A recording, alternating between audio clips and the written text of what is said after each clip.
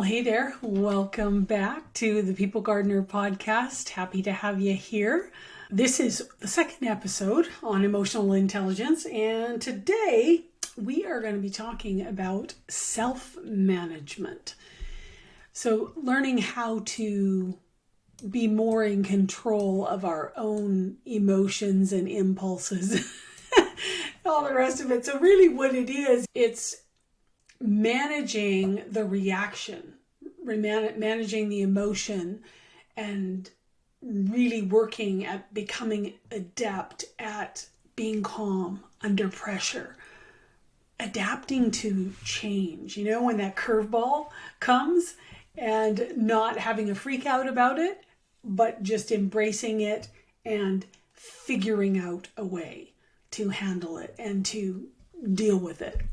Do you remember? I mean, those of us that have had children, and now I have 8 grandbabies, little kids, one of the things that is a big challenge for them is handling their emotions, dealing with disappointment. They don't know how, and they have to work at learning. And some of us as adults, we haven't spent a lot of time in learning as we've grown up. Other people, they've learned well. And you're going to have people on your team that are able to self-manage their emotions and their responses to given situations. And others, they aren't going to do what you consider a good job of it. But the question is, you as the leader, how are you doing? How are you managing?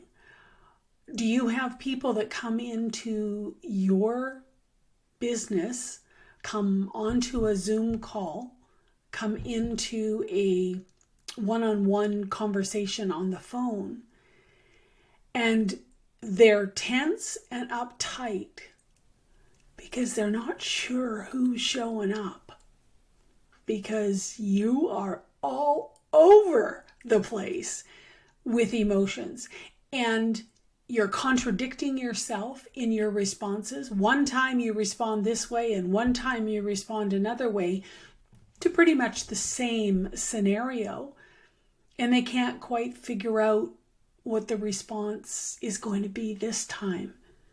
That's a really scary place to have your employees live in. Nobody wants to wonder what's going to happen. They want to be able to expect what your response is going to be, because you've demonstrated over time that there are things that are very important that there might be zero tolerance for, there might be very minimal leeway to accommodate, and it might be, no, this is how we do it here. And so everybody comes to expect and learn and understand. But when you are inconsistent in the management of your emotions and your responses to things, it has everybody on edge because they're not sure. And uncertainty is fearful. It absolutely is. So how are you going to work at becoming that consistent, self-managed person? Well, the first thing is you have to want to become that. The second thing is you have to accept that you're not that and take feedback and really grill yourself in every situation and looking back and saying, okay, well, I could have handled that differently if I had done this, if I had said that, if I had gone with that approach. But more than that, you have to be willing to actually take action and change. Leadership, seriously, it is. We do more growing as an effective leader than our people do. It's a fact. If you focus on really working on yourself, you're not focused on your people, but they are receiving the benefit because they are actually watching it happen in real time. And they understand what's important and what's valuable to you because you're working hard at becoming the leader that you want to be. There's a few episodes on the podcast that I really recommend you go back to. I'm going to check my notes here because I want to make sure I send you to the right place. So episode 113. So go to rhondadelaney.com/episode 113. That's Robbie Bent from Canada, from the Toronto area. And it's all about breath work.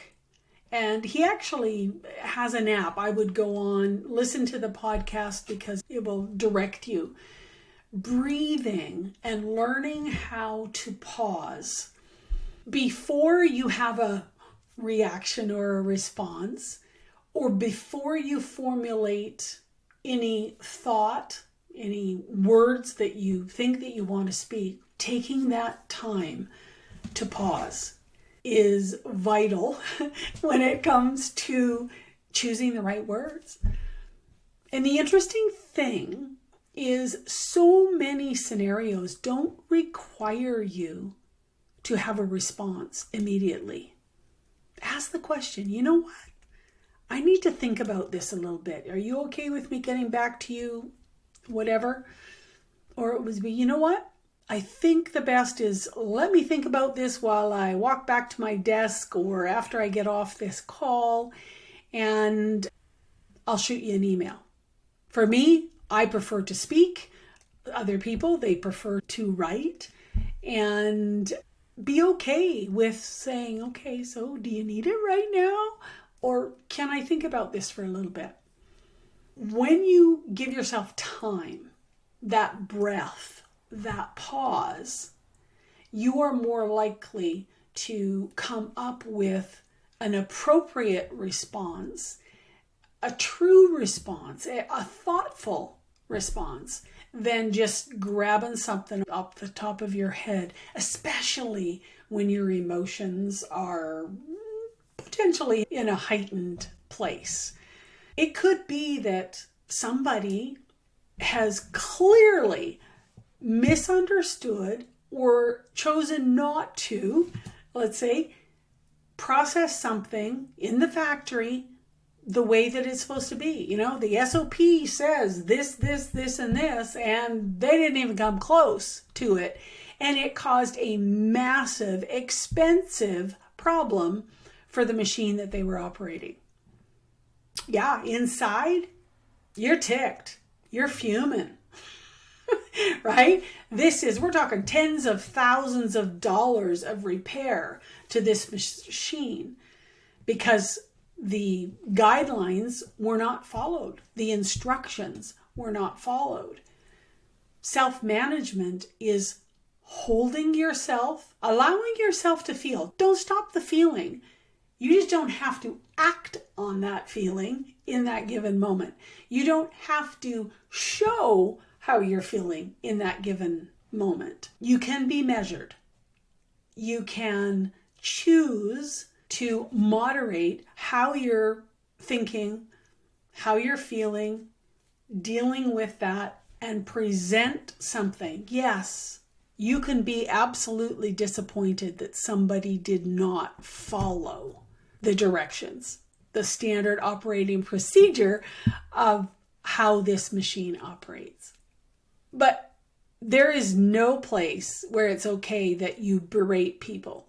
There's no place that it's okay that you vocally come down on them, that you have a fit, or basically that 2-year-old temper tantrum kicking and screaming on the floor.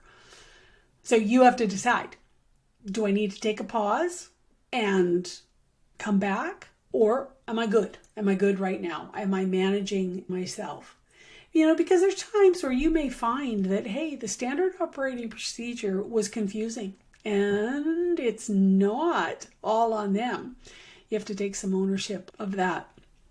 So breath work, pausing, absolutely part of the tools that you have to getting to that self-management. You know, a lot of self-management is just experience. having to go through those scenarios multiple times, that you become much more adept at getting yourself to that managed place on a much quicker time schedule. The other episode is episode 105. So that's rhondadelaney.com/episode 105. This is Michelle Lyman, and she is talking about energy management. Definitely something that can help you when you are leading people, is to not let yourself get into that depleted state, the depletion of energy, of feeling like you're full and you're ready to go and you're ready to tackle anything at any given time. The way to do that isn't a miracle. It is by managing your energy throughout the day. What you're going to expend energy on and what you're not. The little irritating things, you move them off. It's not worth consuming any amount of energy on those. The bigger issues, then you have time, you have the energy to be able to deal with those. Leading yourself is such a vital part of being an effective leader, period. Because so much of how people feel about their job and about their company is on how you operate. It's on how you speak to them. It's on how you hear them. It's on the consistency of how you are, about what you bring to the table. So managing yourself, and the first is the self-awareness, really getting to know who you are and where you are and what's important to you, what you value. Then managing your emotions and your reactions. And make sure, totally clear, it's not that you can't have those emotions and those reactions. It's that you basically keep them in a bubble until you've figured out an effective, honest, fair way of sharing them. So you're not, flying off the handle. Just be measured in your approach so that people are more likely to bring mistakes to you because they know you're not going to explode. They understand that you're fair. They understand that you will listen. And yes, they are remorseful. They can't believe that happened, but that you will be human. And you will help them work their way through it and work to it not happening again. This week, take the time to really watch your initial reaction and then what you do with that reaction. Is it a positive thing? Is it a negative thing? How could it be different? How could it be better? How could it be more instructive for those that you're interacting with? This is years and years in the making. You are going to be learning about how to manage yourself, I think, well on into your 80s and 90s. Because it's hard. It's really hard when you feel like you just want to let go, and it's like, no, that's just not the most effective way to handle things. So really encourage you to get out there and work at the self-management. Keep working on the self-awareness, and we'll talk to you again next week.